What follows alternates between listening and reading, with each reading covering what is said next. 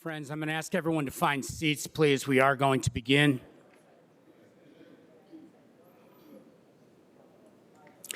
We're about to begin our service for Mrs. Eva Farr. I would ask if you have a cellular device to please turn it to the off position.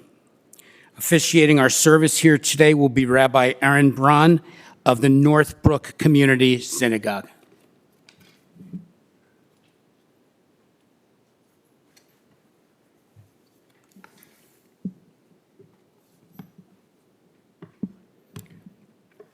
We begin today with a psalm, Tehillim Tetvav, Psalm 15.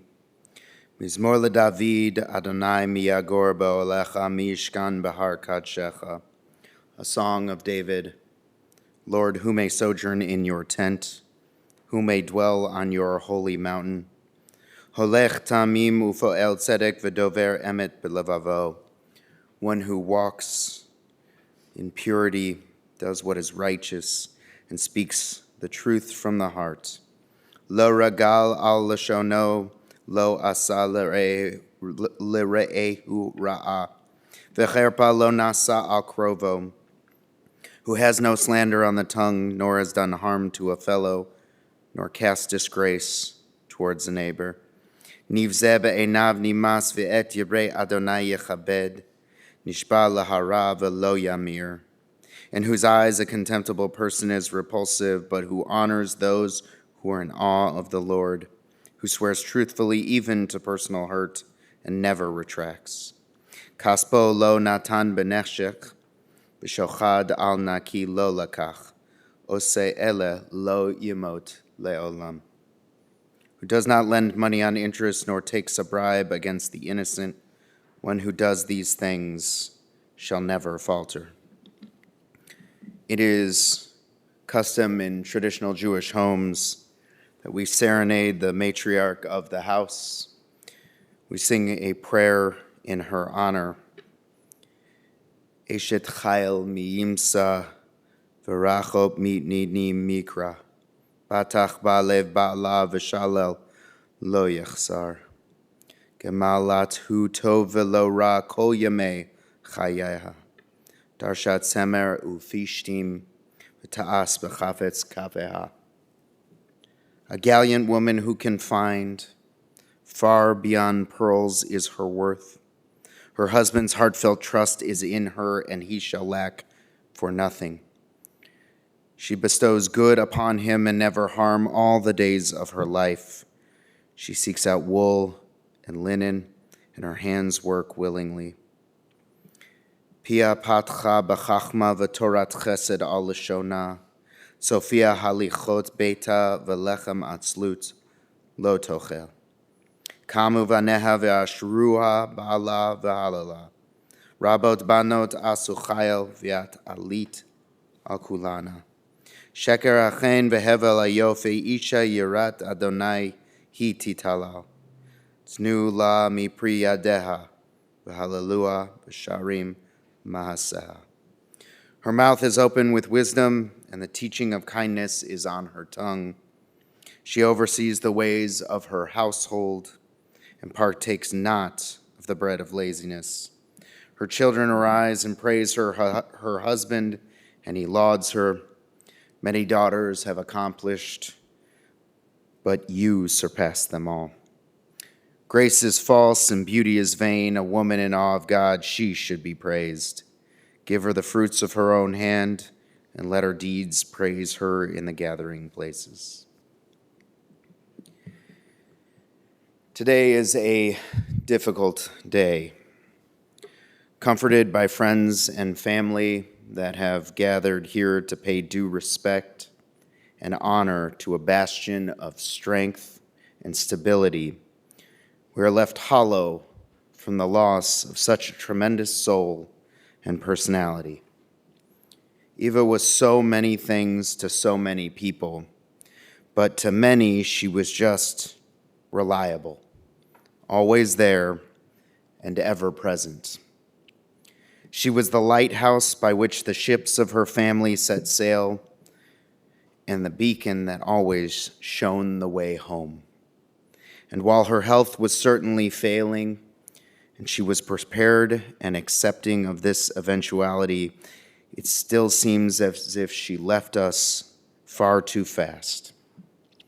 She will forever be missed and remembered by her strong presence.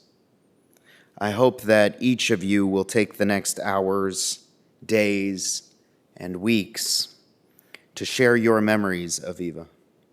Share the good times and the bad, the funny, and even the sad memories. In those memories, often told or brand new shared, her legacy, her presence will continue forward with us. In her family, she will continue forth. In her lessons, in her wisdom, in her nature, that she imparted on each of you. Don't leave her soul and her guidance here today. Bring her forth with you, and don't hesitate to remember her when you need her most. She can still be here for you. She can still provide that voice in the back of your head when you need it most. Today, we're just beginning the process of telling her story, telling her legacy. Born Eva Malka to Michael Getzel and Gittel Strykowski on Wednesday, November 14th, 1951, in Jaffa, Israel, Eva was born into humble beginnings. By the time she was born, her parents had been through so much. They had immigrated to Israel for some sense of peace and stability from a lifetime of loss and turmoil. Along with older brother Jacob, Eva would spend the first 9 years of her life in the older southern sister city of Tel Aviv. In 1961, though, her father would set out to make the move to ensure a better life with more financial opportunities in a strange new place, Chicago. He would set out first and 4 months later send for the family once he had made enough for them to comfortably settle and for their voyage. Eva's father would take a job as a barber in a hair salon owned by Eva Farr. If only a little prophetic, as it wasn't how or why Eva would meet Jerry, but just foreshadowing. Eva, with brother Jacob and her mother Gittel, would join her father in America in 1961, moving to Albany Park on St. Louis near Lawrence. Eva would eventually matriculate through von Steuben, graduating in 1971. She had taken a bit longer as she came to America with no English and would need the first years to learn English as a second, or in her case, maybe third or fourth language. It was that year, 1971, that she would meet the man that would change her life forever. It was through a mutual friend, a story for the family to tell, that they would meet, and their first date would end up on Halloween of 1971. They were a match that complemented each other well, and on Sunday, August 11th, 1974, they were married. The early days were marred with loss, as Jerry's father had passed exactly 30 days before their wedding. They would move to West Rogers Park to an apartment on Toohey near Sacramento. It was only 2 years before they would move to the house, 2 years before they would move to the house in Skokie at 5131 West Toohey. As a testament to the stability of Eva, she remained at that home until her passing. With the additions of Rebecca, Michael, and Gary, the family was complete. And while Eva worked before the kids as a bookkeeper, upon the births of the children, she became a full-time mother. She was the chief operating officer of the home. And later, as the kids began a full slate of activities, the director of transportation. She was, as Gary shared with me, an amazing crocheter who made lots of yarmulkes and blankets, many of which are still in use, even one today. She was super supportive of each of the kids' activities, making sure she attended everything and shuttled them where they needed to be. She was even known to force the kids onto the same teams in a sport to ensure she never missed a game. She volunteered, often making costumes for a folk dancing class or lending a hand whenever she could. She was, as I understand, a very good cook. Whether it was an impressive Passover bread made from scratch called matzah bun, or the traditional chicken soup or matzah ball recipes, she was talented. And she shared her craft with the next generation. I'm told she could cook a chicken like you wouldn't believe. But not only cooking, she loved gardening.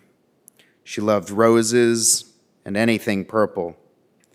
She loved caring for all those around her, be they plants or the people she loved most. She loved card games like gin and enjoyed Rummy Cube, and more recently, a game called Corkle. She was very loving and extremely loyal. Jerry was the love of her life, and after he passed, she had no interest in relationships after that. She was devoted.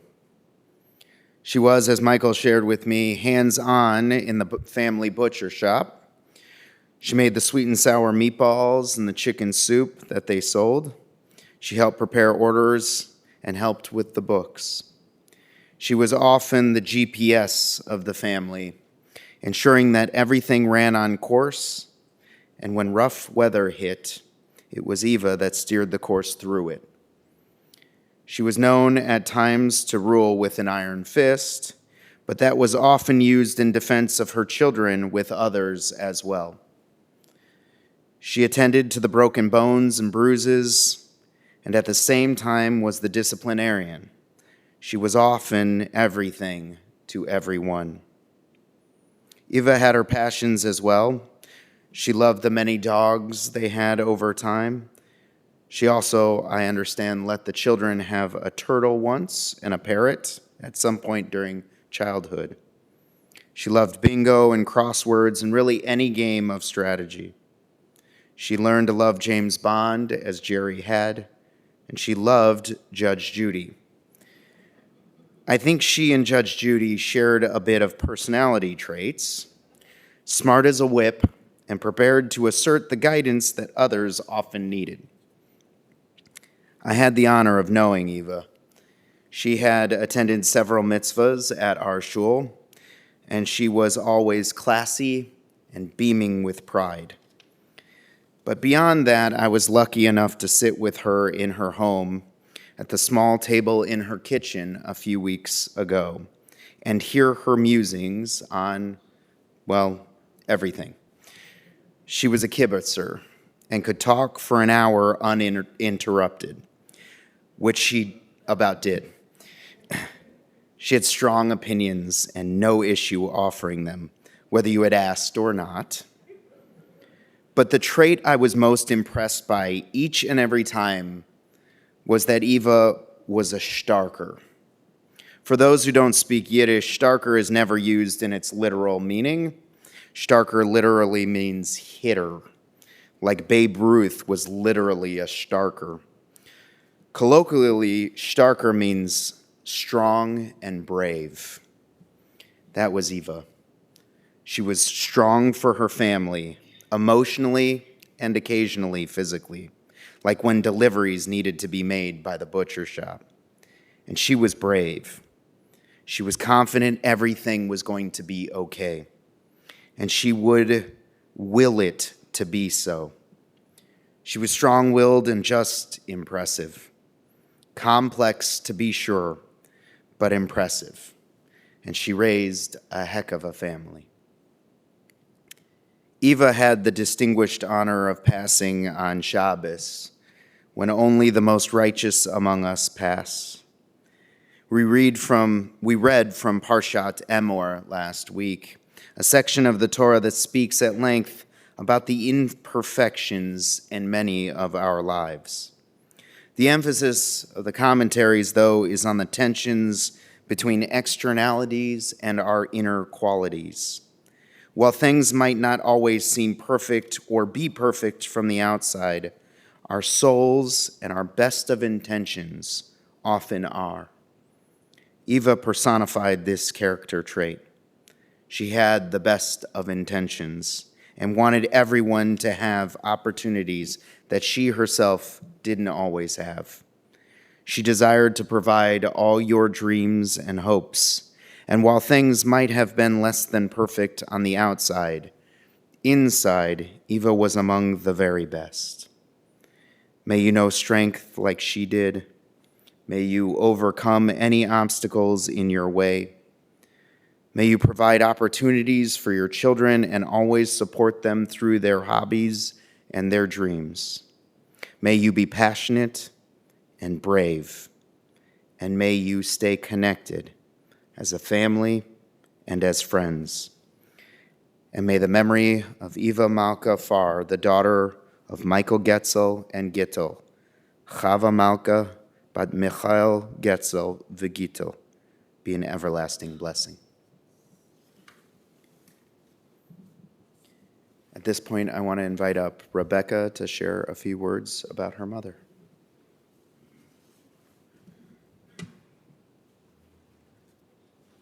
Just be careful on the step there.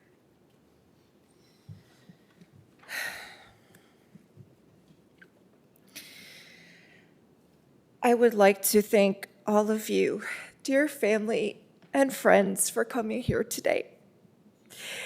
As I stand here, my heart is filled with sadness because we're saying goodbye to Eva, my mother. Mom was a woman who showed me how to be resilient in times of very, very tough challenges. She was very independent. She was also, as Rabbi Braun attested, full of wisdom and was always willing to share it. When I was born, she held me in her arms, and I couldn't say much to her. When I spent my last moments with her, holding her in my arms, she in turn couldn't say much to me. But she did tell me that she loved me. There's no question that she loved fiercely. So as we say goodbye to my mother, let us remember her strength, wisdom, and everlasting love. Mom, I love you.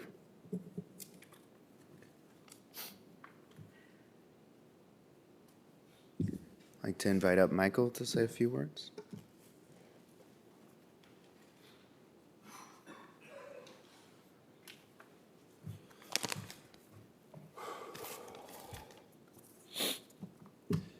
If I could recite all of the wonderful things about my mother, Eva Farr, we'd be here all day. She and my late father, Jerry Farr, alav shalom, were an extremely happy couple, but it wasn't always that way. Descendants of Holocaust survivors, they grew up in poverty and life was not easy.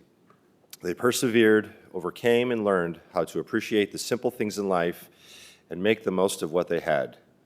They endured many difficult times and experienced many of life's challenges. Despite that, they raised 3 beautiful children and passed along their virtues, beliefs, and traditions. They taught us that life wasn't about money or possessions, but it was about love, kindness, and charity. They taught us how important it is to live a meaningful Jewish life, to honor God, and to treat people right. As Rabbi Braun mentioned, my mother was an immigrant, born in Israel, moved to America at 9, and didn't speak a word of English. She was placed in kindergarten because of it, but immediately managed to move forward 2 years as she progressed and learned English. Many times, her parents would forego meals just so she and her brother could have food.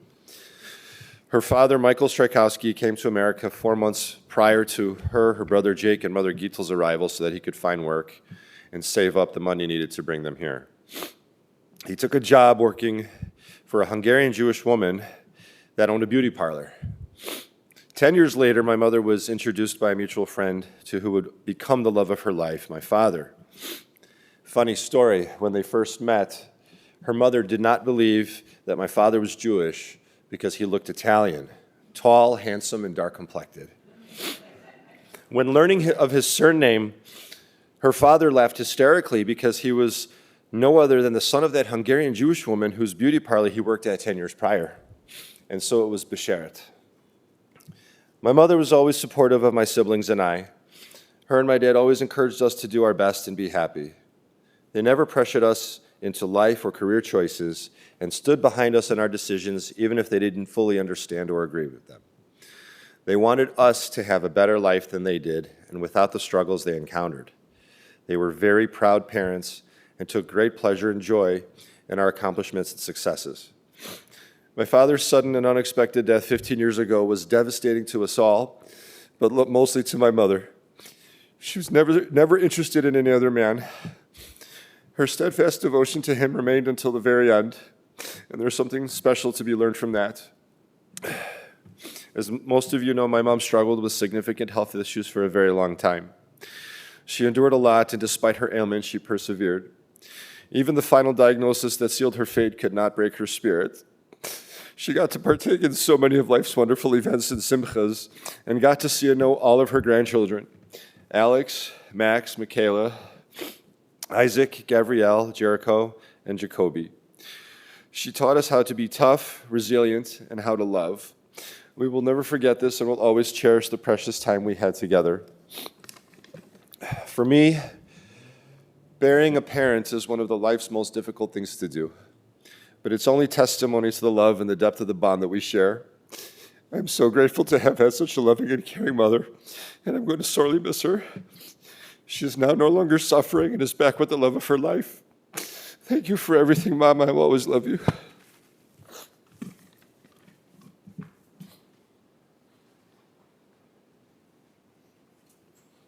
At this point, I'd like to invite up Gary to say a few words.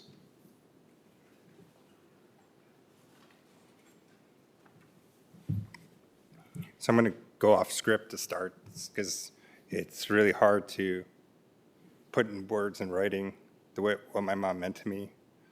The best thing I could say is, I named both my kids after two men that were really important to her brother and her husband, and it's the proudest thing I've ever done in my life. So I'm going to start there. I wanted to thank everyone for coming here today and thank everyone who's shown and will show support in the upcoming week.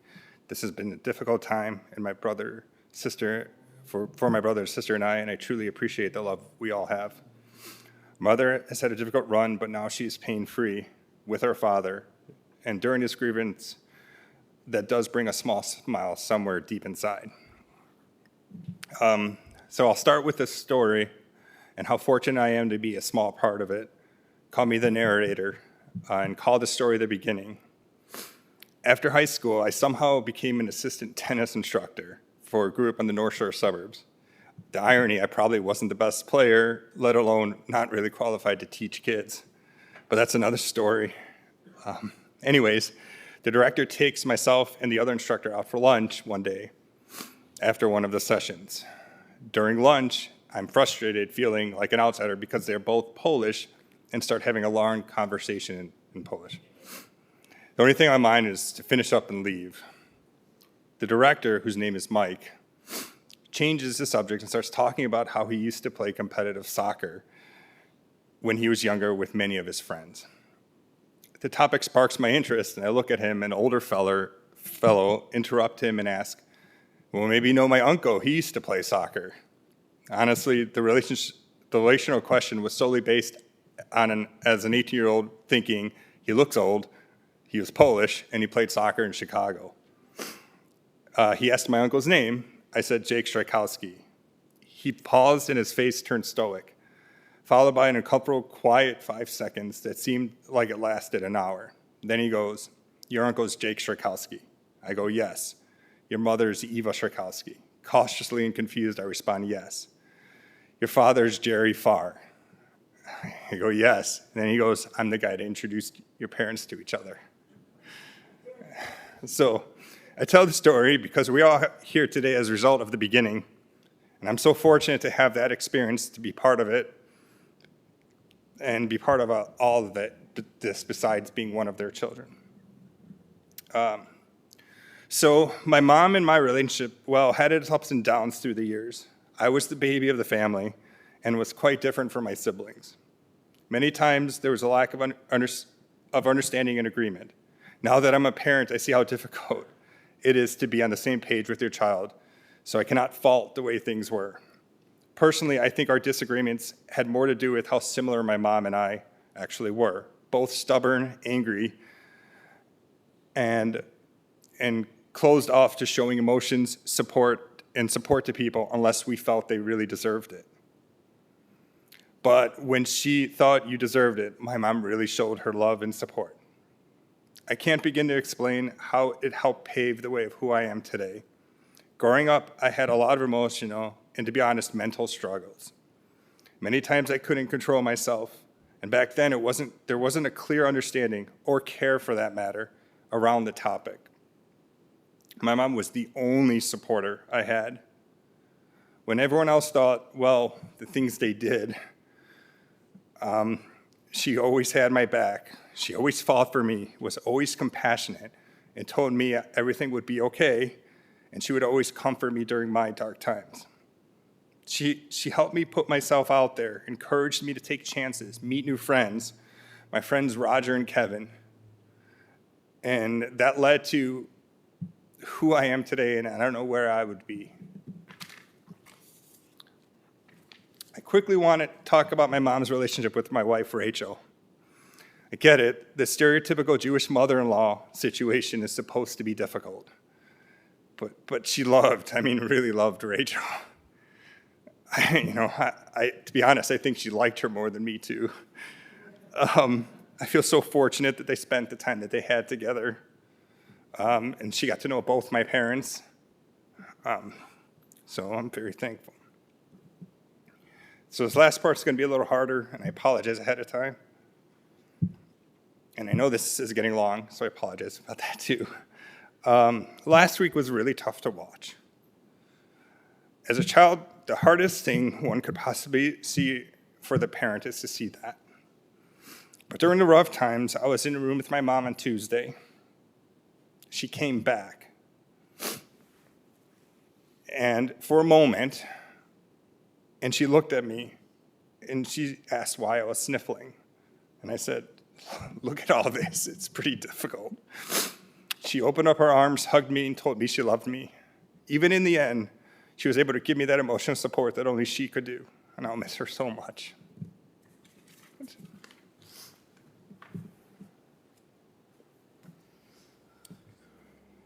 like to invite up Morgan to share a few words about her mother-in-law.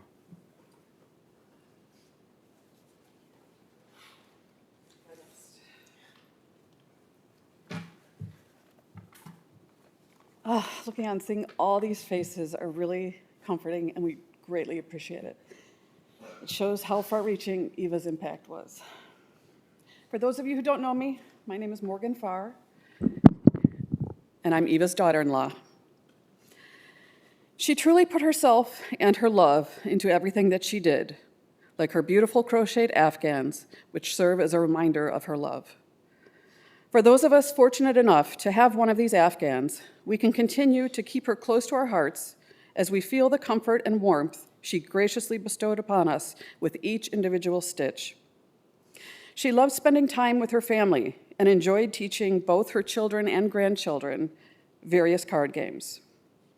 There has never been or will be a more fierce card player and prolific card counter than Eva, giving her the advantage to win most games. Eva definitely expressed her love through her amazing cooking. Who could forget the holidays at the Farr household with the meat? My God, the meat. Chicken, steaks, hot dogs, hamburgers, all in one meal. And most memorable were Eva's matzo balls. And what better way to serve them than with her signature chicken soup, brisket, and sweet and sour meatballs. And let's not forget Passover. Eva taught us the importance of keeping the holiday traditions alive, like changing the dishes for Passover, making matzo balls and chicken soup together, and of course, for making her famous and much-needed komput. For those of you who are not familiar with komput, it could be described as a cold fruit stew to be eaten at the end of a heavy, matzah-laden, digestively challenging Passover meal. The virtues of Eva's komput are legendary. Those who consumed the fruit dish would reap the benefits, making sure that they had the ability to poop before the year was out. I will always admire Eva for being such a good sport, as we have all teased her lovingly and relentlessly, because she was such an easy target. And I loved that she had no trouble laughing at and with us. Her comebacks were quick, dirty, and left us red-faced and doubled over with laughter. Eva was so very many things. She was a consistently loving, genuine woman who was honest to a fault. She spoke with conviction and lived her life out loud, sometimes very loudly. And Eva's impact on our lives will not be forgotten. Rather, we will pass along her beautiful legacy, her wisdom, her teachings, her capacity for love, for forgiveness, and of course, her many stories over and over again. Eva was a proud parent to Rebecca, Michael, and Gary, and an especially proud grandparent to Alex, Michaela, Max, Isaac, Gucha, Jericho, and Jacoby. As we remember and say goodbye to our beloved Eva, let's take comfort in the knowledge that she's left the safety and security of our loving arms and has returned to Jerry's. We love you and miss you terribly.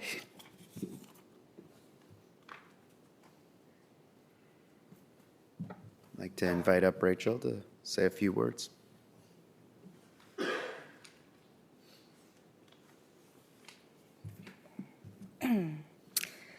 It was on our second date that my husband brought me home to meet his mother.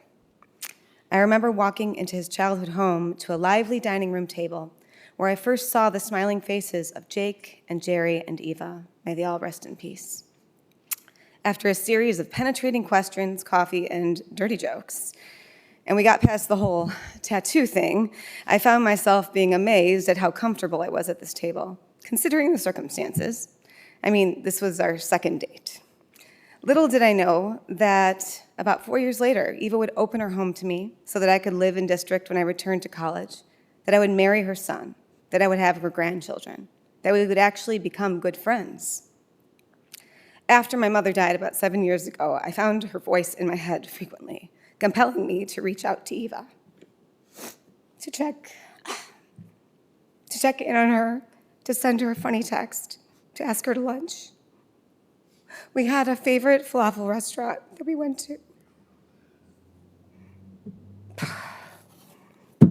about once a month, where we would sit for about an hour.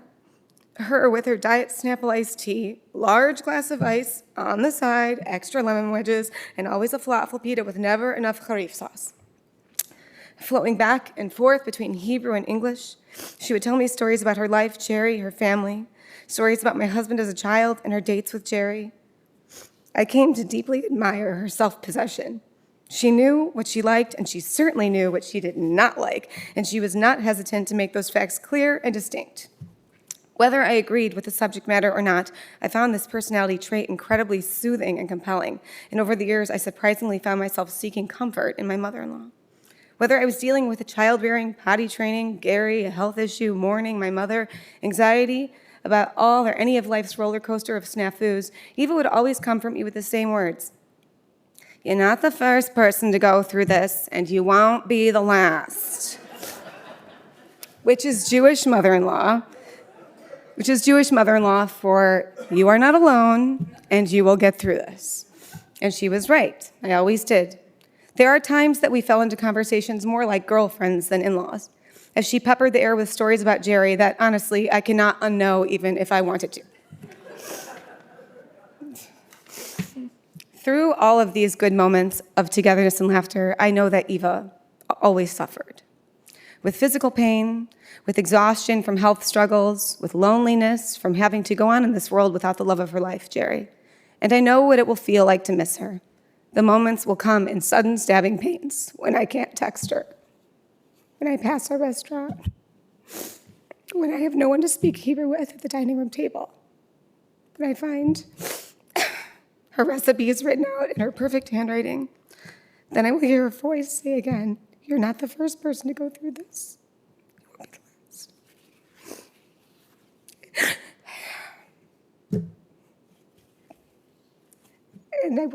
I will choose to be grateful and joyful for the myriad of ways that this woman has showed up in my life. And thank God for the cessation of her pain.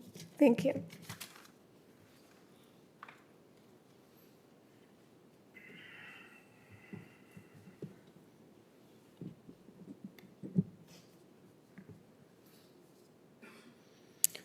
Tehillim Chaf Gimel Mizmor LaDavid Adonai Ro'i Lo Echsar Bino Deshe Yar Bitzeni Al Me Menuchot Yanahaleni Nashi Yeshovev Yancheni V'Magle Tzedek Lema'an Shemo Gam Ki Elech Begeitz Al Ma'avet Lo Irara Ki Ata Imadi Shivtecha Mishantecha Hema Yanachamuni Taroch Lefanai Shochan Neged Sorarai Tishanta Vashem Roshi Kosi Rivaya Achtov V'Chesed Yirdefuni Kol Yemei Chayai V'Shavti V'Veit Adonai Le'orech Yamim.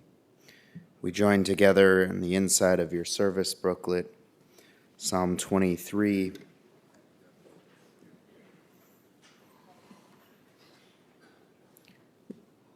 The Lord is my shepherd, I shall not want.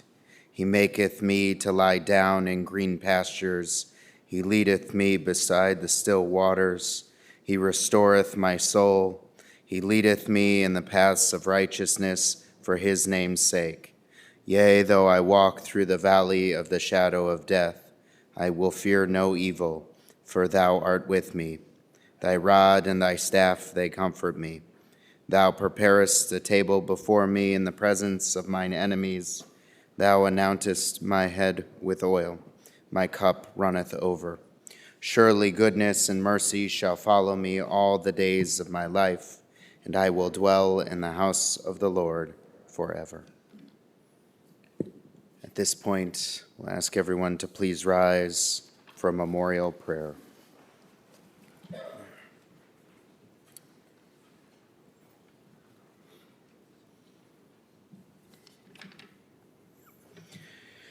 El Malei Rachamim Shochein Bamromim Hamitzei Menucha Nechona Al Kanfei Hashchina V'Mahalot Kidoshim Utehorim Kizarakia Mazhirim Et Nishmat Chava Malka Bat Mechoel Getzel V'Gitel Shehalcha Le'olama Ba'avor she'anachnu mipalelim be'ad hazkarat nishmata began Eden tehei menuchata Lachein Bal harachamim yastireha b'setek kanavav l'olamim v'yitzror b'tzror achayim et nishmata Adonai hu nachalata v'tanuach v'shalom al mishkava v'nomar Amen. God, full of compassion, who dwells on high, grant proper repose in the sheltering wings of your presence, in the lofty levels of the holy and pure, who shine as the brightness of the firmament, unto the soul of Eva Malka Farr, the daughter of Michael Getzel and Gittel, who has gone to her world and for whose memory we pray. May her repose be in paradise. May the Master of compassion bring her under the cover of God's wings and bind her soul in the bond of life. May the Lord be her heritage, and may she repose on her resting place in peace. And let us respond, Amen.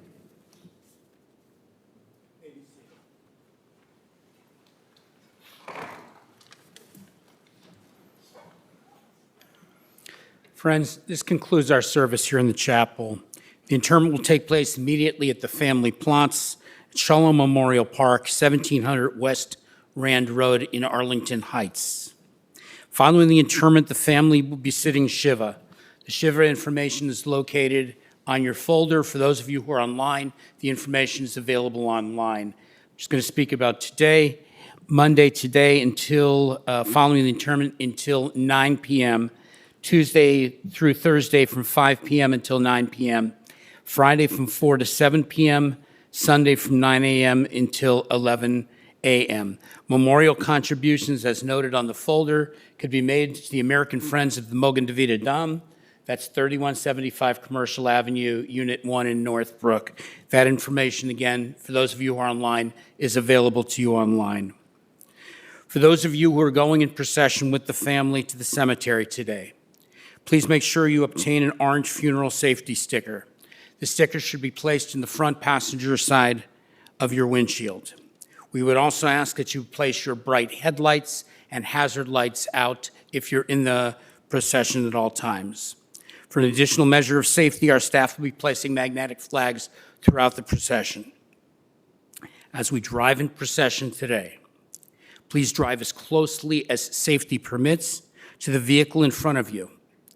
We want to avoid any large spaces or gaps in the procession, especially as we go through intersections. At this time, I'm going to ask everyone to rise. I'm going to invite those of you who are invited to be pallbearers to please join me in the front.